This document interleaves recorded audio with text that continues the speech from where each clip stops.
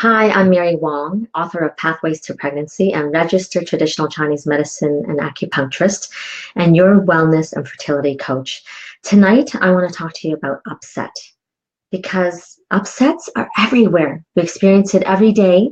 Well, for most of us, maybe not every day, but a lot of the days. And if you're trying to conceive, it certainly is a roller coaster ride of upsets. So, what I want to do is to be able to help ease your upset because this is what I do every day. I see it. Everyone comes in upset. So, for example, let's first of all identify what upsets are and why we're upset and triggered. So, we're getting it to a deeper perspective as to why we really get upset when something happens. And then I want to discuss certain tactical things that you yourself can do to help ease that upset. So first of all, let's identify what our upset is. So for example, I had a patient today who came in where she had last week gotten a negative pregnancy results. And, for some, it doesn't sound like much, but she took months in preparation to brace herself to even tackle this going into the fertility clinic and then utilizing drugs to prepare her uterine lining to be receptive and receiving of an embryo that you don't know how it's going to go. And unfortunately for her, she really thought that she was pregnant. And so when you have that kind of expectation, that in fact creates greater upset. And so what is it that is really upsetting? Well, yes, one, you're not pregnant. But what goes deeper beyond the moment of getting that no is actually looking at to what you make that negative pregnancy mean. So let's put it in another way. I had another patient who came in today and she was upset where back in September, she's 50 years old. Back in September, she had a TIA, meaning a mini stroke. And that was upsetting because it was unexpected, because you think you're young, you're vital, and you live your life. But now, she knew she was working really hard. But unfortunately, it took something like that, a mini stroke, to have her wake up. So why in that case was she upset? Well, she's upset that she actually got the stroke, and then upset because she had known about things that one should do to keep your health up. Because what is a mini stroke? It is an occlusion or not enough blood flow going to your brain, or not enough oxygen going to the brain. And so we know certain lifestyle things that can actually help it. Yes, there's genetic background history, yet on the flip side of that, there's a lot of, at least 50% is also lifestyle that can contribute to it. So the upset is, gosh, why didn't I do it, right?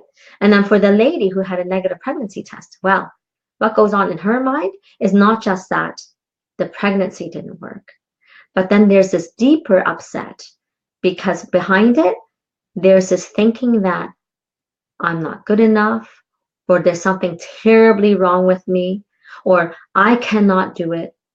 And when you're coming from that frame of mind, you're really disempowered, aren't you? And what shows up is a lot of fear, frustration, worry, anger, all the rest of it. So what I invite you to do is just know what the upset is, why it's there, and what the underlying thought process behind the upset really is. And from that, you'll actually look at tactical ways in addressing it. So the very first thing I would look at is, are these thoughts the truth? Do you have evidence to prove that there's something wrong with your uterus in the case of the woman who didn't get pregnant? Do you have evidence that you will actually die if you had a stroke? Because right now you're alive. See what I'm saying? So what you believe to be true sometimes is just a perspective. And what I encourage you to do is, first of all, not judge. So allow yourself the room to feel what you feel and think what you think, and just notice the thoughts that come into your mind without judgment. And then ask yourself, is this helpful?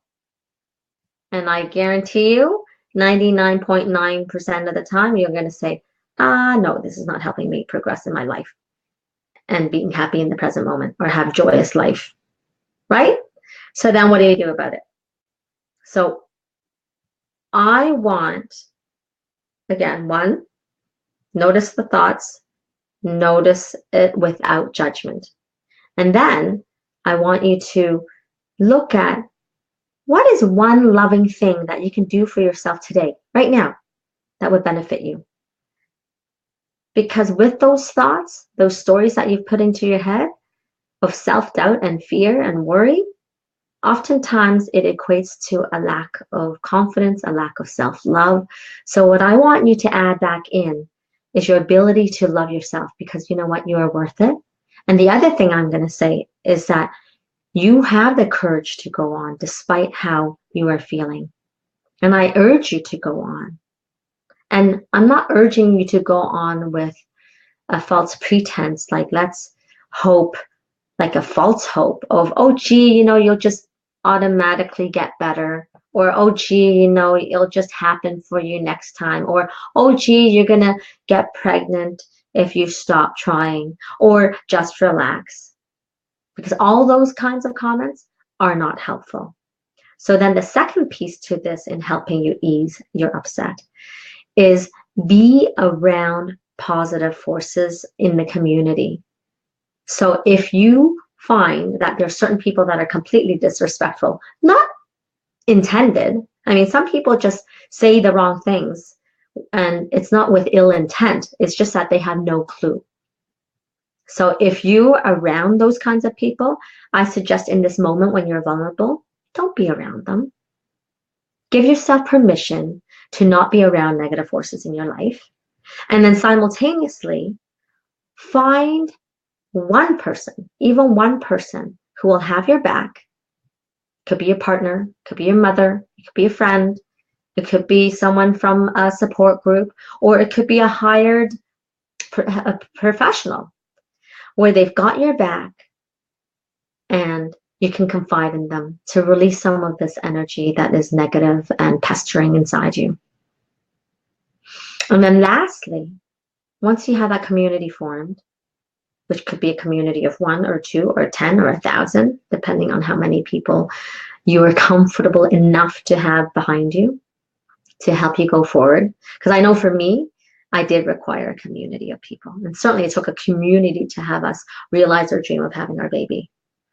And so I'm asking you, I'm really urging you to look for your community of positive support. And it could mean as simple as, hey, my friend, I'm really upset. And what doesn't help is for anyone to tell me just to be hopeful or just to forget or just relax or babies don't matter. And instead, just be there for me and let me sound myself out and just talk aloud. And you don't need to say anything. Or you could say to this person, if someone else is around, you be my wing person and have them not say anything to me to protect me, because I'm vulnerable right now and I can't deal with it. So do that. And then the third thing I want you to do is something specifically for yourself. So think of one thing, one loving thing that you can do for yourself today that will make you feel a little lighter. And that's it. So 3 things. So I'm keeping it short and simple so that you can walk away remembering. So again, I'll recap. 1, what is the upset? And then think about really the underlying conversation or story that you have about that fact or whatever occurred. So for example, for that woman who gets a negative pregnancy result, thinking that her story is, there's something really wrong with me. And then countering it with, is there truly evidence to prove that? Or is this actually a story that I've made up for myself and that I'm believing in it because this is what I think is the truth, but yet really it's not the truth. And then from that, go back and without judgment, notice your thoughts and perhaps count down 5, 4, 3, 2, 1, breathe, and then redirect it with certain questions like, who do I have as a community to help me? And then also for yourself, what is one thing that I can do today that will make you feel a little better in this moment right now? Because guess what, guys? The present moment is all we have. And we often worry about the future coming from our past experiences. And what I'm telling you is that you can create a future coming from the present moment where you can create anew. And when you create anew, things that are, the worries that we have of our past is not helpful. Just know that what you create in this moment for your future can create a different future. It doesn't have to always look the same. It doesn't have to always look at, oh, gee, it's going to end up in a miscarriage if I try again. Or, oh, gee, you know what? In the past, I've tried to diet and in the past, it's never worked out. Well, let's take it anew. There are different things that we can do. And let's find tangible things that has us engage in what's really important to us right now for the future. And then come from that place and work backwards and do tactical solutions. For example, so if you're wanting to lose weight, even when you're trying to get pregnant, or just for your overall health. Because dieting doesn't work. You know what to do. Eating well, or not just eating well, but like exercising. Saying it is not going to help you. Thank you for Christopher Cole for your support. But so really, it's about looking at what is meaningful to you right now. So for the woman who had a mini stroke, it's like, do you want to live another day? And do you want to have a future where you're healthy? Or do you want to live another 10 years and then be confined to a wheelchair and be paralyzed? Well, I think you want to be healthy and be able to move. What are you living for? And then come from that place. And what's one thing that you can do that making you feel good right now, so that can have you propel yourself forward. And that's it. So thank you for tuning in, and please share, because I think that these are common struggles that we have every single day. And these are very easy tactical solutions that we can look at that helps us propel and not just live our lives, but I want you to thrive in your life. Okay, so thank you for joining me. And next week, for sure, I guarantee you, I'm doing an interview with Catherine Flynn, who is the author of Fertile Foods, and she's going to share with us her favorite recipe. She's going to show it. I wish I could eat it, but I won't be able to because it's remote. But thank you for watching. And one last thing, because I know that typically what happens is people will not give me a shout out and be interactive with questions because they don't want their family or friends or anyone to know that they're even online watching this, because I respect the privacy. I will, in the near future, create a monthly live broadcast where I'll be teaching something, and at the end of it, you will have an opportunity to ask me all the questions you want, and I'll answer them. How's that? Because in that way, if we do a private group, so it'll be a nominal monthly fee, and you'll be joining this group, and you will be benefiting because you'll get to ask your questions directly, and I'll answer them as best as I can. And if I don't have the answers, I'll come back and I'll research and I'll give you the answers. Okay. And then, it'll be a private group. We'll create a private Facebook chat group as well, so then it can continue. All right. So that'll be the thing that will be up to next. And it will be awesome because, I can only help so many people in the office setting.